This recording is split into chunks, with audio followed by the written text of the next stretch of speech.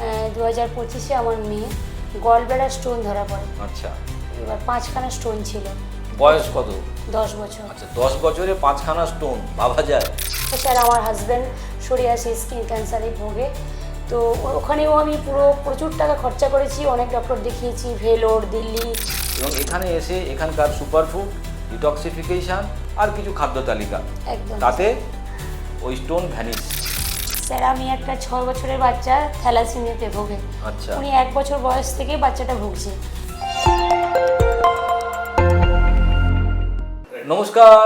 আমরা কথা বলছিলাম আমাদের ফিওনা একাডেমি স্টুডেন্টদের সঙ্গে, এবং তারা কিভাবে প্রতিষ্ঠা পেয়েছে এবং তাদের জীবনকে কিভাবে তারা উন্নত করতে পেরেছে সেই ব্যাপারে কথা বলছিলাম। আজকে চলে গেলাম কোথায় বলুন তো? ওই যে সব তীর্থ বারবার, গঙ্গাসাগর একবার। সেই গঙ্গাসাগর থেকে বিথিকা পাল, হাউসওয়াইফ, বাড়ির গৃহবধূ, কিন্তু তিনি ফিওনা একাডেমিতে এসে পড়াশুনো করে আজকে ফুল টাইমার নিউট্রিশনিস্ট, এবং নিউট্রিশনিস্ট হয়ে কিভাবে তিনি তার কেরিয়ার সামলাচ্ছেন এবং সংসার সামলাচ্ছেন সেই ব্যাপারেই কথা বলবো। নমস্কার বিথিকাদি। নমস্কার স্যার। সো আমার প্রশ্ন, আজকে গঙ্গাসাগরে বাড়ি এবং তার সঙ্গে সঙ্গে হাউসওয়াইফ, তার মানে কোনো মেয়ের জীবন কি হয়, বিয়ের পরে তারা মনে করে সেটেলড, আমার স্বামী আছে, সুতরাং কোনো অসুবিধে নেই। সেখান থেকে এই নিউট্রিশন এডুকেশন পড়া এবং তারপরে প্র্যাকটিস করা কি করে মাথায় এলো? অ্যাকচুয়ালি স্যার, আমি বিএড তো অনেক চেষ্টা করেছি, চাকরি পাইনি। তো তারপরে হাউসওয়াইফই টোটালি। তো তারপরে আমার বাচ্চা 2025-এ আমার মেয়ে গলব্লাডার স্টোন ধরা পড়ে। আচ্ছা, এবার 5খানা স্টোন ছিল। বয়স কত? 10 বছর। আচ্ছা, 10 বছরে 5খানা স্টোন, ভাবা যায়? ঠিক আছে, বলুন। এবার তারপরে? স্যার, প্রচুর ডক্টর দেখিয়েছি এবং লাস্ট মোমেন্ট আমি ওটি করানোর জায়গায়ও চলে গেছি। তো আমার এক বান্ধবীর সূত্রে আপনার ভগবানের সাক্ষাৎ পাই, দিয়ে স্যার এসে আমি এখানে আমার মেয়েকে ট্রিটমেন্ট করাই। ট্রিটমেন্টের 3 মাসের মধ্যে 5খানা স্টোনই ভ্যানিশ। তো সঙ্গে আমি নিউট্রিশন কোর্স, ফিওনা একাডেমি থেকে নিউট্রিশন কোর্সটা করে নিলাম। করে নেওয়ার সঙ্গে সঙ্গে স্যার, আমার হাজব্যান্ড সোরিয়াসিস স্কিন ক্যান্সারে ভোগে। তো ওখানেও আমি প্রচুর টাকা খরচা করেছি, অনেক ডক্টর দেখিয়েছি, ভেলোর, দিল্লি, বিভিন্ন জায়গায় স্যার আমি আমার হাজব্যান্ডকে দেখিয়েছি। দেখার পর সুস্থ তো করতে পারিনি, এলোপাথি ট্রিটমেন্ট যা স্যার ঢাকা দিয়ে দিয়েছে, কিন্তু পরে 2-3 মাস পরে সেই অসুখটা আবার দেখা দেয়। দর্শক বন্ধুরা, একটা কথা বুঝতে পেরেছেন বিথিকাদির কথায়? নিজের সন্তানকে নিয়ে যে তার জার্নি শুরু করে, কি সন্তানের স্টোন, কোথায় গলব্লাডারের স্টোন ছিল, তাই তো? হ্যাঁ স্যার। তাহলে সন্তানের গলব্লাডার স্টোন, ভাবুন আজকে যদি বাড়িতে কারো ছোট বাচ্চা ওরকম 5-6খানা স্টোন হয়ে যায় পেটের ভেতরে, আপনি তো ডেফিনেটলি অপারেশন করাবেন চেন্নাই বা ব্যাঙ্গালোরে গিয়ে। আজকে উনিও যেতে পারতেন, কিন্তু কোনো কারণে যাননি, জানি না উপরওয়ালার কোনো কানেকশান কিনা।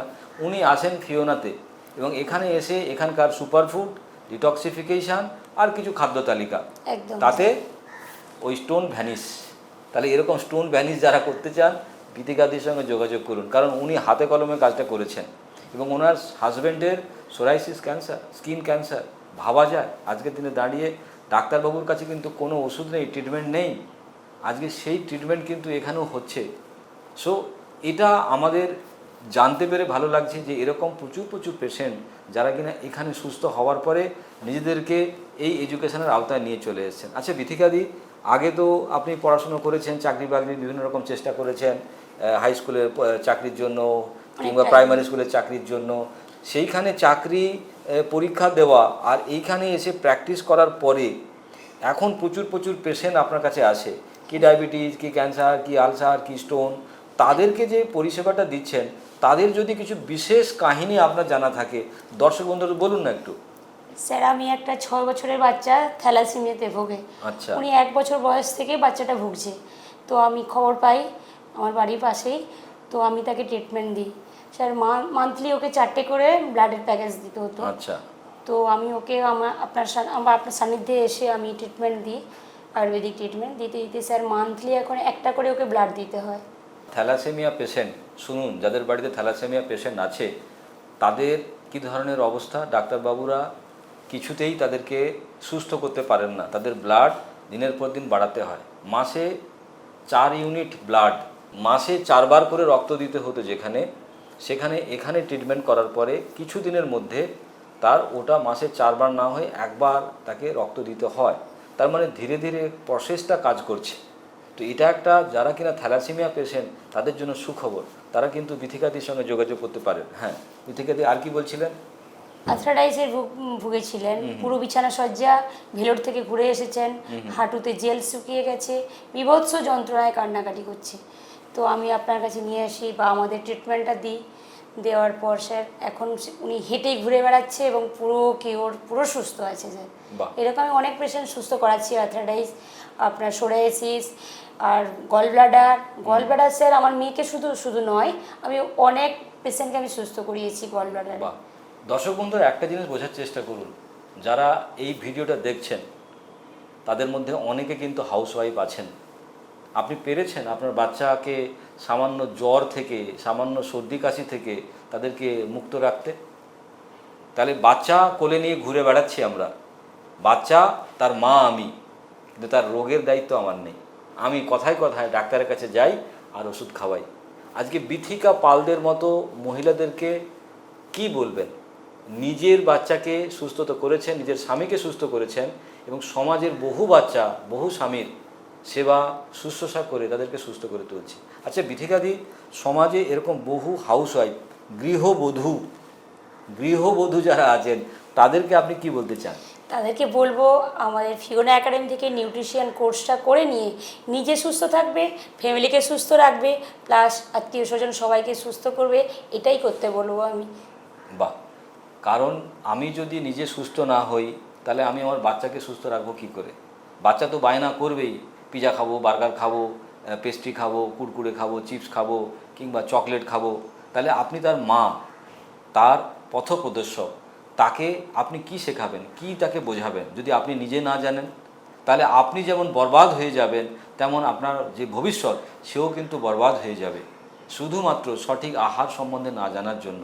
আজকে বিথিকাদির মতো যারা হাউসওয়াইফ বা যারা ভরসা করতে পেরেছে ফিওনা একাডেমিকে, তারা কিন্তু এখান থেকে পড়াশুনো করে নিজেদেরকে প্রতিষ্ঠিত করেছে এবং সেখান থেকে নিজের পায়ে দাঁড়িয়ে, স্বামীর কাঁধে ভর করে নয়, নিজের পায়ে দাঁড়িয়ে সম্মানের সঙ্গে আজকে ইনকাম করছে।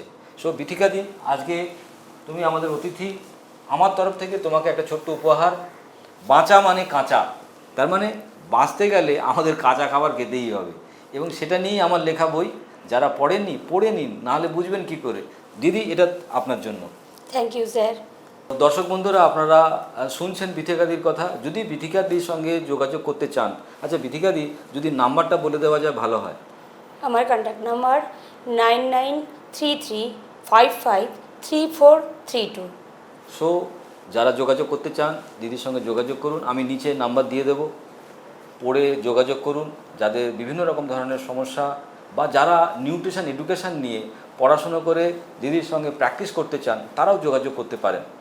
সো আজকে এরকম অনেক মানুষের সঙ্গে আমরা কথা বলছি সারাদিন সকাল থেকে, আরও বলবো আগামী দিনে তাদের সমস্ত সাক্ষাৎকার আপনাদের চোখের সামনে নিয়ে আসবো। কেন বলুন তো? দেখানোর জন্য না, আপনাকে কিছু করতে হবে না, শুধু দেখুন, দেখে বোঝার চেষ্টা করুন যে ফিওনা একাডেমি থেকে পড়াশুনো করার পরে যে মানুষ সত্যি সত্যি প্রতিষ্ঠিত হচ্ছে না তারা বেকার হয়ে ঘুরে বেড়াচ্ছে। আজকে অনেক তো এডুকেশান আমরা নিই, কিন্তু সেখানের ভবিষ্যৎ কোথায়? সেই জন্য ফিওনা একাডেমির এডুকেশানকে বলা হয় কেরিয়ার ওরিয়েন্টেড এডুকেশান। সো বিথিকাদি, ধন্যবাদ। এবং দর্শক বন্ধুরা যারা আজকের এই ভিডিও দেখলেন তাদেরকেও অসংখ্য ধন্যবাদ। নমস্কার।